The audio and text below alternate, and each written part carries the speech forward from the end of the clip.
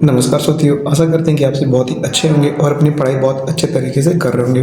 दोस्तों, आज की इस वीडियो में लोग पढ़ने वाले हैं प्रश्नावली 3.6 का दूसरा का पहला नंबर क्वेश्चन। इससे पहले अगर सारे वीडियोस को आप लोग नहीं देखे तो आप लोग प्लेलिस्ट में जाकर के देख सकते हैं। तो चलिए हम लोग यहाँ पे दूसरा का पहला नंबर क्वेश्चन देखते हैं। तो हमारा पहला नंबर क्वेश्चन है कि ऋतु धारा के अनुकूल 2 घंटे में 20 किलोमीटर तैर सकती है और धारा के प्रतिकूल 2 घंटे में 4 किलोमीटर तैर सकती है। उसके स्थिर जल में तैरने की चाल तथा धारा की चाल ज्ञात करें। तो ये हमारा क्वेश्चन है। यहाँ पे धारा के अनुकूल यहाँ पे लिखा हुआ है। अनुकूल मान के लिए हवा आपकी इस साइड से चल रही है ना, अगर आप लोग इसी तरीके इधर दौड़िएगा तो आप इससे हवा और आपकी जो स्पीड है दोनों एड होकर के आप लोग ज़्यादा स्पीड में दौड़िएगा। ठीक है, अब आपको मैं एक रियल लाइफ एग्जाम्पल से बताता हूँ कि मान के लिए आप लोग साइकिल चलाते हैं और इस तरफ का हवा चल रहा है और भी आप साइकिल लेके इस साइड चल रहे हैं, तो वो साइकिल चलाने में कोई भी यहाँ पे ज़बरदस्ती नहीं करनी होती होगी। अब थोड़ा सा पैडल मार देंगे तो आप लोग स्पीड से इधर निकलते होंगे। वही मान लीजिए कि हवा इस तरीके से चल रहा है और आप लोग साइकिल इधर से लेकर के आ रहे हैं, तो बहुत ज़्यादा मेहनत करनी पड़ती है, फिर भी आप उतना ज़्यादा स्पीड से नहीं चल पाते। तो वही इस क्वेश्चन में कहा जा रहा है। तो दोस्तों, जैसे मान के चलिए अगर ये धारा की चाल इधर से बह रही है हवा, तो इसकी चाल हमको ज्ञात करनी है। ठीक है, और यहाँ पे देखिए जल में तैरने की चाल और धारा की चाल, यानी कि दोनों चाल हमको यहाँ पे इसमें ज्ञात करना है। धारा तो यहाँ पे साइकिल का उदाहरण लेते हैं तो साइकिल की चाल भी ज्ञात करनी है और हवा की चाल यहाँ पे ज्ञात करनी है। तो दोनों हमको यहाँ पे ज्ञात करनी है इस क्वेश्चन के हिसाब से। और यहाँ पे जो ज्ञात करनी थी वो जल की यहाँ पे चाल भी ज्ञात करनी है और यहाँ पे धारा की चाल, यानी कि जल में तैरने की चाल और धारा की चाल यहाँ पे दोनों ज्ञात करनी है। तो इसके लिए हम यहाँ पे लिखेंगे माना कि, क्या मानेंगे यहाँ पे दोस्तों, लोग मानेंगे कि यहाँ पे ऋतु की यहाँ पे जो स्थिर जल में चाल थी उसको लोग x किलोमीटर पर आवर मान लेंगे और धारा की चाल यहाँ पे y किलोमीटर पर आवर मान लेंगे। ठीक है, तो यहाँ पे लिखेंगे माना कि ऋतु की स्थिर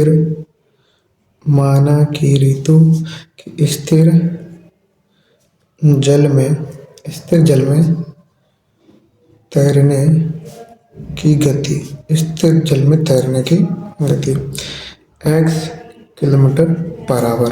ठीक है, और दोस्तों धारा की गति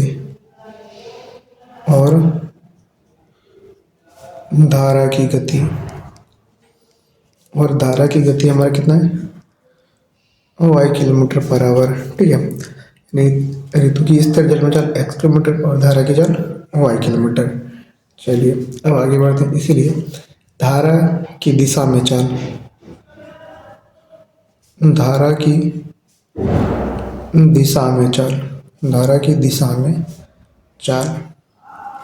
मैंने आपको यहाँ पे बताया कि अगर मान के चलिए हवा इधर बह रही है, साइकिल इधर चला रहा है, तो साइकिल और इन दोनों की स्पीड को मिला करके आपकी स्पीड हो जाएगी। तो यानी कि धारा की दिशा, यानी कि मान के लिए इधर x किलोमीटर से ये चल रहा है y, तो इसकी जो हो जाएगी वो x प्लस y, यानी कि दोनों जुड़ जाएगी। तो इसीलिए यहाँ पे हो जाएगा x plus y kilometre per our. ठीक है, और धारा के प्रतिकूल चाल,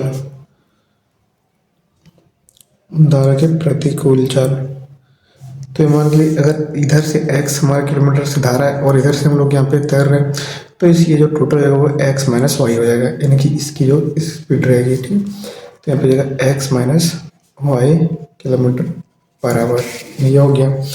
अब देखिए आपसे को पता होगा, क्या पता होगा, चूँकि समय इज इक्वल टू क्या होता है, समय इज इक्वल टू होता है दूरी बाय चाल। ये फॉर्मूला याद रखिए क्योंकि काफ़ी ज़रूरत इस फॉर्मूला का यहाँ पे पड़ेगा। ये फॉर्मूला आप सभी को पता होगा। तो चलिए एक अकॉर्डिंग टू क्वेश्चन चलते हैं। चलेंगे। देखिए धारा के अनुकूल 2 घंटे में ये 20 किलोमीटर चलती है, यानी कि समय कितना होगा इसको, समय यहाँ पे 2 घंटा और यहाँ पे की इसको दूरी कितना है 20 किलोमीटर। ठीक है, तो यहाँ पे क्या लिखेंगे, समय इसको कितना लग रहा है, समय दोस्तों इसको यहाँ पे लग रहा है 2 घंटा और दूरी कितना कवर कर रहा है 20 किलोमीटर। और यहाँ पे देखिए धारा के अनुकूल ना है, तो धारा के अनुकूल यानी कि धारा की दिशा में चाल कितना है x प्लस वाई, तो ये x प्लस वाई, ये हो गया। चलिए इससे हम लोग समीकरण बनाएंगे तो यहाँ पे हो जाएगा 2x plus 2y is equal to 20। अगर 2 को मान लेके कटेंगे तो ये x plus y is equal to हमारा 10 आ जाएगा। ये हो गया इक्वेशन 1। अब चलिए दूसरे तरफ चलते हैं। दूसरे तरफ जब हम लोग इसके यहाँ पे प्रतिकूल चलते हैं तो प्रतिकूल में 2 घंटा में ये 4 किलोमीटर तय करता है, ठीक है। यानी कि 2 घंटा में ये 4 किलोमीटर तय करता है और इसमें प्रतिकूल चल के x minus y kilometre per hour, x minus y. तो अगर यहाँ पे इसको करेंगे तो यहाँ पे देखिए यहाँ से यहाँ कट जाएगा 2 बार में, तो x minus y is equal to 2 आ गया। इसको हम लोग क्या मानेंगे, इसको समीकरण 2 मान लेंगे।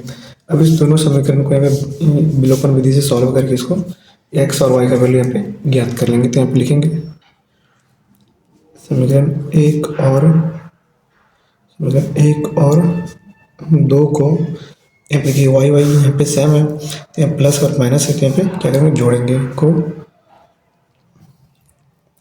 जोड़ने पर तो ये x plus y is equal to 10, x minus y is equal to 2, minus plus cancel हो गया तो ये 2x इज इक्वल टू 12 आया, इसलिए x इज इक्वल टू क्या, x इज इक्वल टू 6। अब इस x का वैल्यू हम लोग यहाँ पे समीकरण 1 में रख देते हैं। हम लिखेंगे x का मान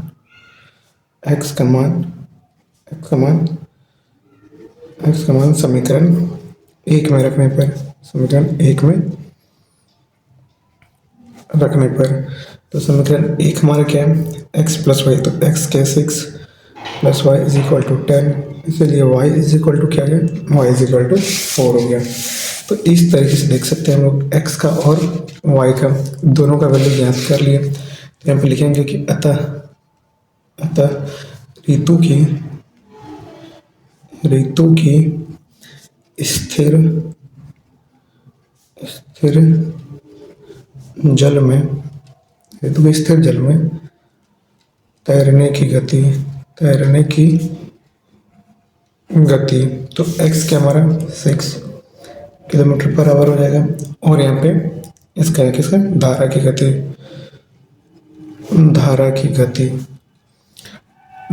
गति को y माने थे, तो y कितना है हमारा 4, हमारा 4 किलोमीटर पर आवर हो गया। इस तरीके से आप लोग यहाँ पे इसका सॉल्यूशन कर सकते हैं। अगर आपको कंफर्मेशन करना होगा कि ये सही है कि नहीं है, देखिए यहाँ पे 2 घंटा है धारा के अनुकूल, और धारा के अनुकूल यहाँ पे देखिए इसका इक्वेशन क्या है, ये आया, ठीक। अगर हम लोग x प्लस वाई दोनों को जोड़ देते हैं तो ये देखिए ये 10 हो जाता है, और 10 और यहाँ पे 20 तो ये 2 हो जाएगा, यानी कि ये दोनों भी यहाँ पे सेम हो जा रहा है। तो इस तरीके से हम लोग यहाँ पे जो आंसर निकाले वो बिल्कुल सही है।